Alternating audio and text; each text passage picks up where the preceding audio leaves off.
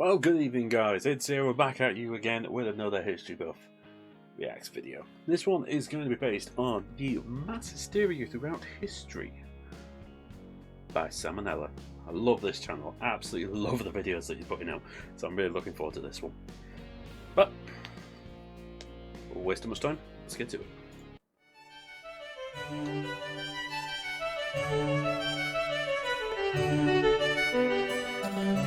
Hey kids, if you've ever been Black Friday shopping or visited the Diablo subreddit recently, chances are you've encountered mass hysteria at some point. Jesus, yeah, mass awful. Hysteria is known medically as mass psychogenic illness, or MPI for short. Okay, it's basically just when a bunch of people start acting a fool for no discernible reason other than maybe a stressful environment. Being that this sort of thing is naturally very noticeable, there's loads of documented cases found all throughout history. Let's take a look at a few. This first one is what made me make this video in the first place. So one day, sometime in the Middle Ages, a group of nuns in a French convent were enjoying a quiet, uneventful day until one of them decided to start meowing.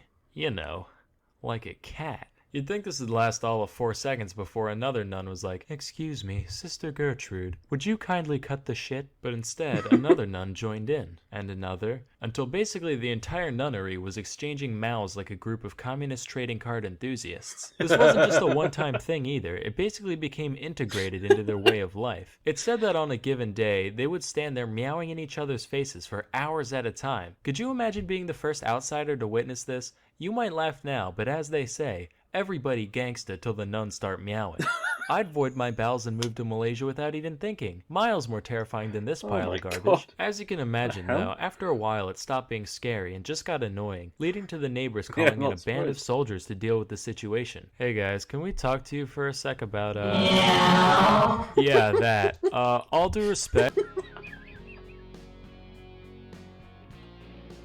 Imagine being the first soldiers. Imagine being the soldiers that had to go and sort this out. You'd just be like, why are they meowing? Why are we dealing with this? What's going on? What? What's going on in this convent? Oh God. But we have orders to literally beat the hell out of you with whips till you start acting like people again. Sorry, sir. It's just force of habit. Haha, habit. Seriously though, we would rather go to hell for throttling a gaggle of nuns than put up with another minute of your bullshit, caprese. Our next event took place in the parish of Fatima, Portugal in the year 1917. Okay. It all started with 3 shepherd children, ages 10, 9, and 7 respectively. They were like, "Greetings, fellow Portugueseites. We've been seeing visions of the Virgin Mary, and she told us to tell you that some real crazy shit's gonna go down in the sky on October 13th. Now, if 3 random farm children started spouting out prophecies to the public today, you'd say, "Ha, what tomfoolery. Go play in some dirt, you dirty little dirt baby." But keep in mind, the past is a different country, and Portugal's a different country. So that's like different country squared you gotta think about. Plus, this was during World War I, a time where a lot of people were holding out for a miracle to begin with. So the kid's story was actually picked up and even spread by local newspapers. Hang on, what does this say? Portuguese found. People who think they're funny everywhere vanish mysteriously.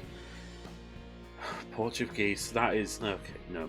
To the point where, when the day finally came, at least 30,000 people gathered in Fatima to witness the alleged miracle. Lo and behold, on that day, the sun began zooming around, careening towards Earth and sending rays of multicolored light cascading across the sky, creating a light show like nobody's ever seen. Keep in mind, this happened in the 20th century, way after the era where belief in divine jiggery and or pokery was considered mandatory. So naturally, there were plenty of skeptics and non-believers present, and even they saw it all happen.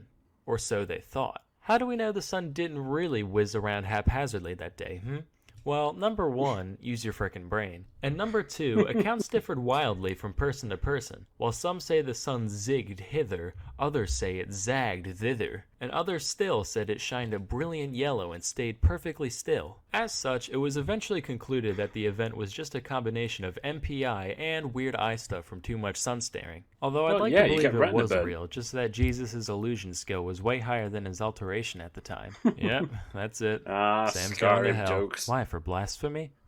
Trust me, that was the least offensive part of that joke. Our next tale took place... Yeah, that one doesn't make any sense. Why was it only Portugal that saw it? And Yeah. What it probably was probably because they were getting such severe retina burn that they probably couldn't even see it properly. So retinas are trying to pick up the light from the sun and it's seeing it in different places. That's all that is. Nothing. Yeah, this is supposed to be the age where we stopped believing in all that weird stuff, and yet madness. Well, that's MPI for you, I suppose.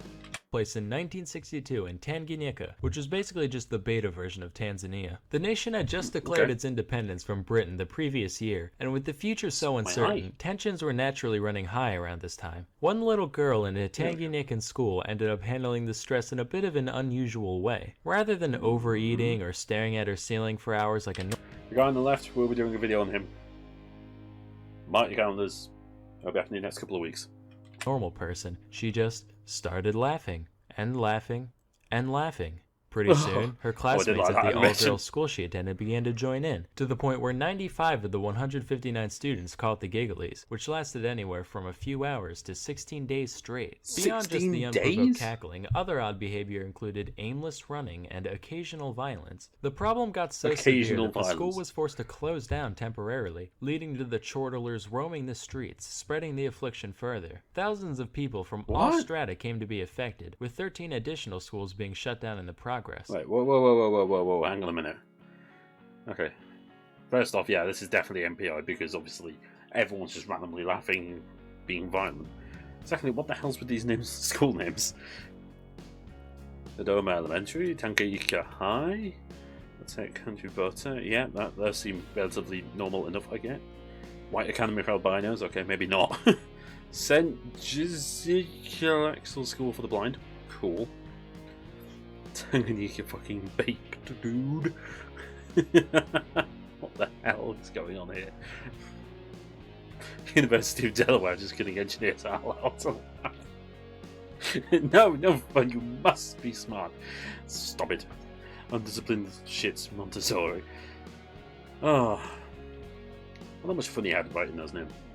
Over the course of the hysteria, several other symptoms began to present themselves as well, ranging from obvious ones such as breathing problems, fainting, random screaming, to more anomalous things like rashes. Despite all this, no physical cause could be found, leaving MPI as the only explanation. The epidemic finally died down after between 6 and 18 months of day in, day out laughter, depending on the village. It took up to 18 While this whole thing months likely sucked for most people involved, it probably could have been worse. A lot of the time when I'm alone, I'll think to myself, man, if I ever go full schizo, I hope I'm one of the laughy ones, not one of the screamy ones.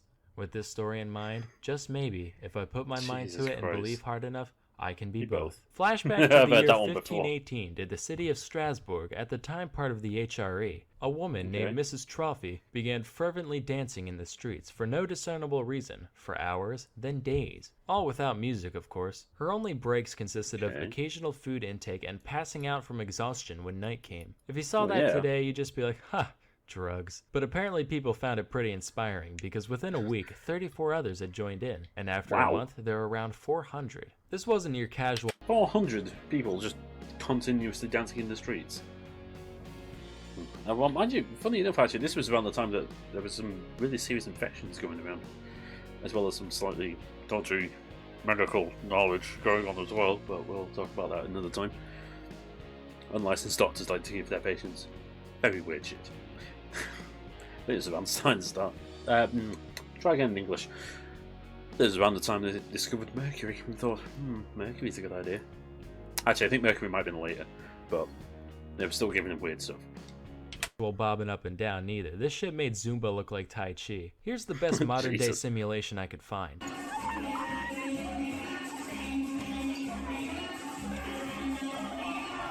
Now imagine that both of those people were the same person, and you got the dancing plague. This would take a toll on any healthy person, let alone a medieval city dweller. But despite bleeding feet and aching bones, they just kept going. In fact, they went so hard for so long that a good portion straight up fucking died from cardiac arrest. It got to the point where around 15 dancers were kicking the bucket every day before the city decided they had to do something about it. They managed to rule out any divine or supernatural causes, which was necessary just because, you know, back in medieval times, it was fucking stupid. They eventually surmised that it was a natural disease caused by too much hot blood, as per that whole four humors thing that was popular at the time. As for a cure, their prescription was, get this, more dancing. I can see where they were coming from. It's pretty sound logic. If you got a song stuck in your head, you play it till you're sick of it, same kind of thing. But here's where they goofed. The authorities actually went out of their way to facilitate the dancing, setting up a big stage area and even hiring musicians to keep the afflicted moving. All this achieved was attracting more passerby who were like, man,